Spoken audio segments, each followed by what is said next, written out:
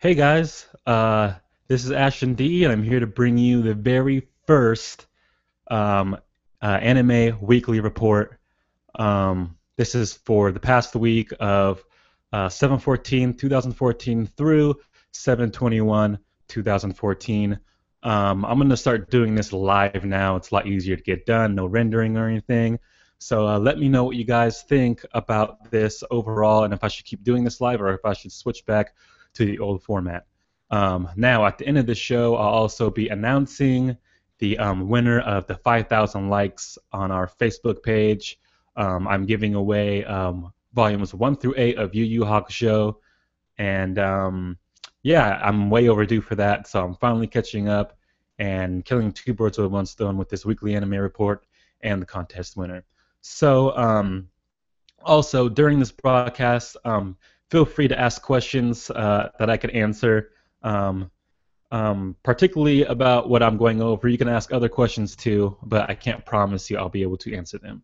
So, let's go ahead and start this off. So, the first thing I'm going to go over is apparently there were new screens released for the Naruto Shippuden Ultimate Ninja Revolution game. I just recently played the demo of this game. I just downloaded it last night and played it, and it's actually pretty good. Um, I believe the graphics could have a little work, and some of the gameplay could have a little work. I played the first two. I haven't played the last like two or three that have come out, um, and I don't know if I will purchase this one. But there are new screens that just came out showing off Minato as a playable character, and they look pretty sweet. And oh, by the way, on our website right now, all the articles that I'm going to be talking about should be up and live. So you can feel free to read along at #nerdswag.com with these articles. Or if you want to wait until after the video is done and on YouTube, I will have links in the description. And that's about it for that article. It just had pictures. It wasn't really much of a read or anything. Um, Next is the new Toonami Q&A was just released, and a lot of people are talking about this because they revealed a new show that's going to be coming August 16th at 2 a.m. It is called Gurren Lagann. I have never watched it myself, but I believe that Toonami has a good track record of putting out shows since I was a kid. So I will probably try to check this out when I get a chance to, when it comes out. I personally don't watch that much Toonami anymore because now that I'm older, I'm doing a lot more other stuff on Saturday nights. Um, but I would like to sit down one of these nights when I have nothing going and watch Toonami and look at their lineup because I haven't watched it in a while, and their lineup is vastly different from what it used to be. So if you guys are a fan of Gurren Lagann, let me know. Let me know what you guys think about this anime. I have never seen it. I might have to check it out now. Even before it comes out on Toonami, I'll just look it up on nwanime.com, where I usually catch most of my anime stuff. Okay, and next on the list is there has been a lot of YouTube channels coming out with live action DBZ fan films. I know K&K Productions came up with one I previously posted a while back of the Frieza saga, of the Saiyan saga, and they did a little glimpse of Goku turning into a Super Saiyan. Now this one was done by a different company. The YouTube channel is called Robot Underdog 2, and they just released a preview for their fan film, which is going to take place during Trunks' timeline. When there is a movie of the history of Trunks, and this is going to be a web series apparently based on that history, on that timeline. In the clip, you get to see Gohan fighting against the androids, and you get to see Trunks fighting against the androids also. It looks pretty good. It definitely looks better than I would say K&K production stuff, and they're actually taking the leap forward to actually do a actually web series. I know K&K Productions, they are on the hunt to find someone to sponsor them, and they're asking Fox Studios for permission to do it because Fox Studios owns all the rights to film production of Dragon Ball Z. So they are kind of on the hold while this Robot Underdog 2 is just pushing forward and saying, screw Fox Studios, we're going to do it on our own accord, and it doesn't matter what they say. If they want to bog us down, they can, but I doubt Fox Studios is really going to do anything since they really don't know how to do a Dragon Ball Z movie, which we saw with, I believe it was called Dragon Ball Evolution. It was a really horrible movie, and a lot of people were really mad about that. So big ups to Robot Underdog 2 for taking the initiative and doing this. I'm really excited to see what these guys do with this. And next is there is a new writer attached to the live action Akira movie, which we don't really have a date on. We don't really know when it's going to come out, but there is a lot of talks of when this is going to actually drop. So the article reads as follows. It is the hold on a second.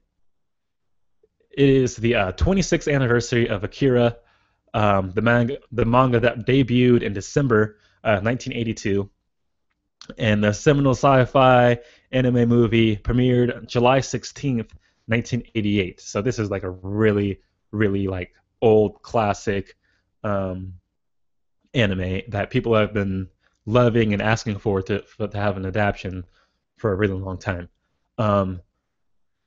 So Deadline is reporting that Dante Harper, the uncredited writer on the first draft of the movie adaptation of Hiroshi Sakurosaka. I don't know if anybody's familiar with that. I don't even know if I pronounced that right. All You Need to Kill, and into ultimately becoming The Age of Tomorrow, is currently working with Warner Bros., Appian Way, Mad Chance, and director Gurren Colette Serra on Akira. I don't know if I pronounced that right either. There's a lot of weird names in this. So that's good news. At least we know this is moving forward, and it's actually, being taken seriously to where they're writing multiple drafts for this movie until they find the right one. I'm excited for the movie personally. Let me know if you guys are excited. Akira, that will definitely be a big movie when it comes out worldwide. And lastly, the last article for this week is I've gone over this several times, but this is finally confirmed and slated. Gundam Build Fighters, the anime series, the new Gundam anime series, is slated to come out in October 2014. I've posted several things about Gundam over the past few months, and I believe it was all adding up to this new release. It's called Gundam Build Fighters Try. It's going to be 25 episodes, and it's going to premiere in Japan October 7th, 2014.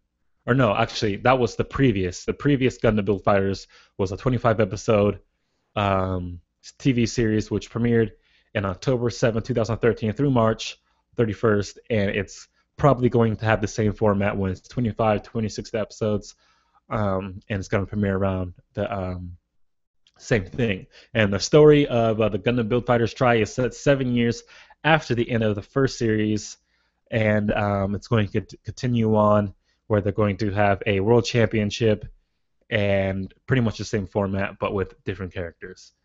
And I don't know if any of you guys watched that, but feel free to let me know how that was, because it was a big deal because Gundam's been gone for a really long time, and